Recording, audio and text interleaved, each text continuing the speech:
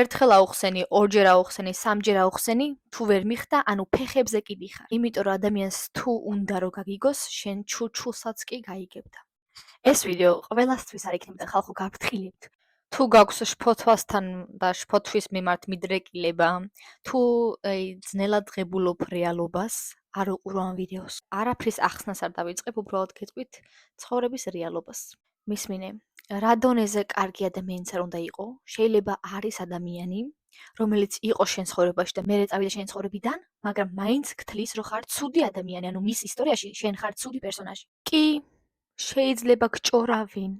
კი, არის ადამიანი, რომელსაც არ მოწონხარ ხარ, შენ ამას ვერ გააკონტროლებ. 50-50-ია ყველაფერი თითქმის. ხო და კითხვა შემდეგშია, თუ ვინმეს არ მოწონხარ, ამით შენ რა გაკალდება და შენი ღირებულება ამით იცვლება თუ არა? რატო გინდა რომ ყველას მოწონდე?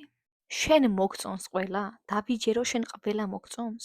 არა ხო? არის ადამიანი, ვინც არ მოგწონს მიზეზების გამო, ან არის ვინც უმიზეზოდ არ მოგწონს, უბრალოდ არ მოგწონს.